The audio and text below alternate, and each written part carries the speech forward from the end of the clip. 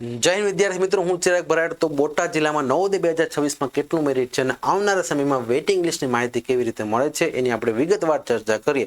તો સૌથી પહેલા તો જે બોટાદ જિલ્લો છે એમાં મૂળ અહીંયા તમને 4 તાલુકા આપેલા છે. તો વિદ્યાર્થી મિત્રો, જે 4 બ્લોક આપેલા છે, આ 4 તાલુકા છે. હવે તમારે જ્યારે તમે નવોદયની પરીક્ષા આપવા ગયા હતા ત્યારે તમારી પાસે જે ઝેરોક્સ હતી, એટલે કે એડમિટ કાર્ડ, તમારા એડમિટ કાર્ડમાં તમને ઉપરની બાજુ લખેલા હશે કે તમે કયા બ્લોકમાંથી, એટલે કે કયા તાલુકામાંથી પરીક્ષા આપેલી છે.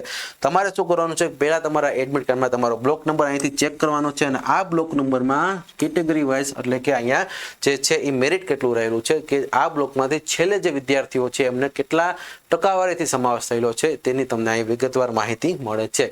વિદ્યાર્થી મિત્રો, હવે આપણે તમે તાલુકા વાઇઝ તો તમે મેરિટ જોઈ લીધું, રેડી, તમારા તાલુકામાંથી કેટલું મેરિટ છે, પરંતુ અહીં કેટેગરી વાઇઝ પણ કેટલું મેરિટ છે એની પણ આપણે વિગતવાર માહિતી આપેલી છે. એટલે કે ગ્રામ્ય ઓબીસી કેટેગરીમાંથી જે વિદ્યાર્થીઓ પરીક્ષા આપેલી છે તેમને 86.25, એટલે કે તમારા જિલ્લાના 78માં ક્રમાંક સુધીના વિદ્યાર્થીઓનો સમાવેશ થયેલો છે આ પહેલા લિસ્ટમાં. રેડી, આ પહેલા લિસ્ટમાં, એટલે કે જ્યારે પહેલી વખત તમે જે રિઝલ્ટ જોયું એની વાત થાય છે. હવે વેઇટિંગ લિસ્ટ હવે પછી આવશે.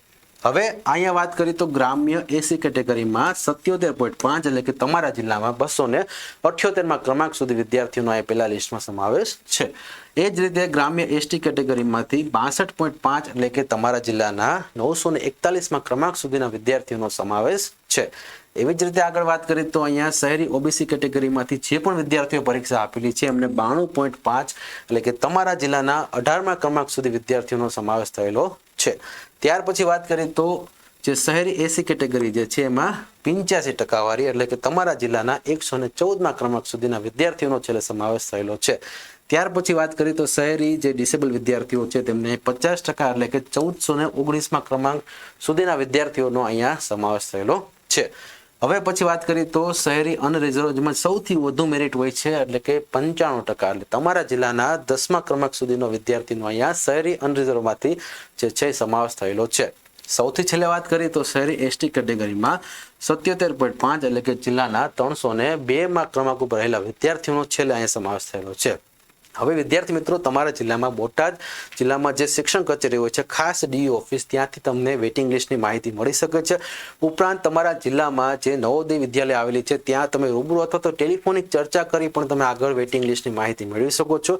અને ગુજરાતના તમામ જિલ્લાની જે વેઇટિંગ લિસ્ટની માહિતી હશે પીડીએફ સ્વરૂપે, એની તમામ અપડેટ તમને આ યુટ્યુબ ચેનલમાં મળી જવાની છે. તો જેથી કરી અત્યારે જ આ યુટ્યુબ ચેનલને પહેલાં સબસ્ક્રાઈબ કરી રાખો, જેથી આવનારા સમયની બધી જ અપડેટ સમયસર અને સૌથી સચોટ તમને પહોંચી શકે.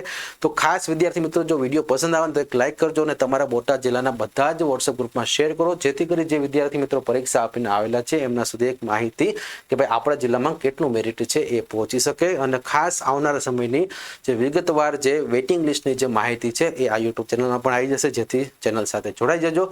જય હિન્દ, જય ભારત.